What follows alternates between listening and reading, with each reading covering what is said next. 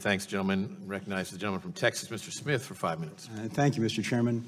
Mr. Rosenstein, I am concerned that the special counsel may be casting too wide of a net, that he is trying to catch all the fish in the ocean, not just the Soviet sharks.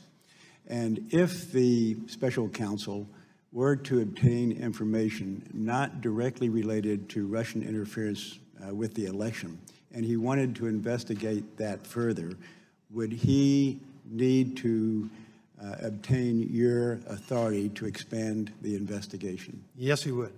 Okay. Has he ever asked to expand the scope of the investigation? I appreciate that question, Congressman. If I could explain briefly, there are a lot of media stories speculating about what the special counsel may or may not be doing. I know what he's doing. I'm appropriately exercising my oversight responsibilities, and so I can assure you that the special counsel is conducting himself consistently with our understanding about the scope of his investigation. Right. That really wasn't my question. My question was, has he asked you or consulted with you about a desire to expand the investigation beyond the original scope? Well, the consultation actually is much more detailed than that. He consults with me, and his office consults with me about their investigation both within and without the scope. So I know what they're authorized to do. Yeah, I know you know what they're doing, but has he requested to expand the scope of the original jurisdiction? The scope of the original jurisdiction, as you know, is publicly set forth in that order, but the specific matters are not identified in the order.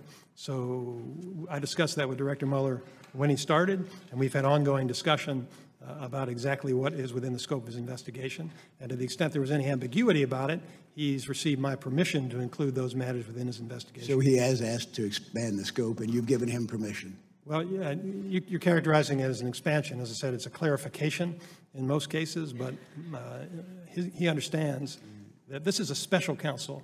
It's not an independent counsel, and I'm accountable for what they're doing, and I need to know what they're doing. Yeah.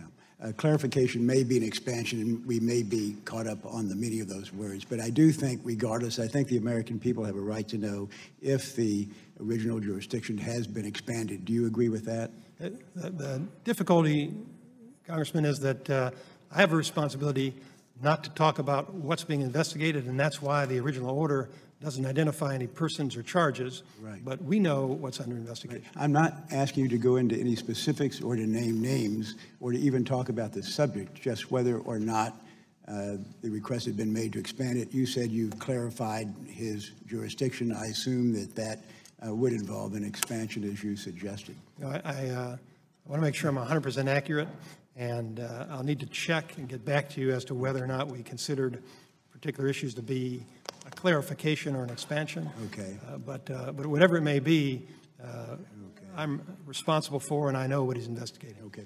Please do get back to me on the difference between those two. Do you feel that the special counsel is authorized to investigate the personal finances of the Trump family members? Congressman, that would implicate the concern that I've expressed, that we just don't talk about what's under investigation. So I hope you don't draw any inference pro or con.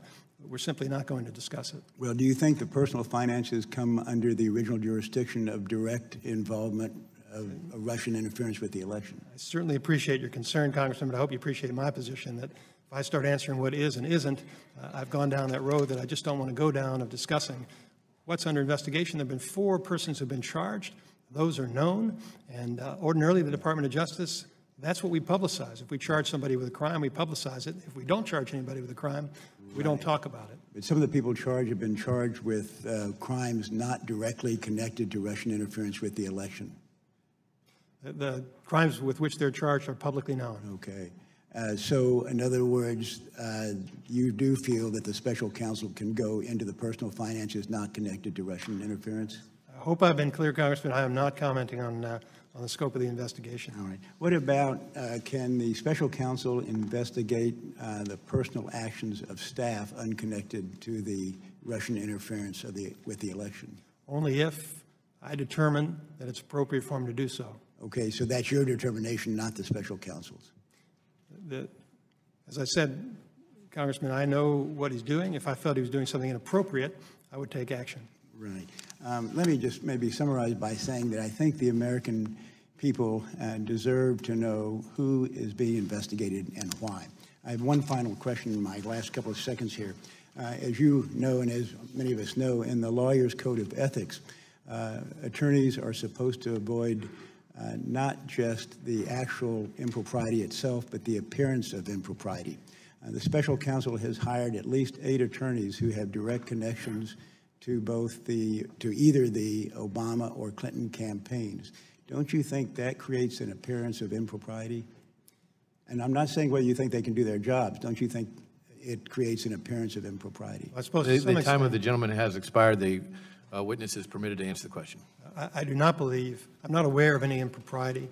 We do have regulations. The special counsel is subject to all the department's rules and subject to oversight by the department, including the Inspector General. I'm not aware of any violation of those rules by the special counsel employees. So you don't think it creates the appearance of impropriety? Well, appearance is to some extent in the eye of the beholder.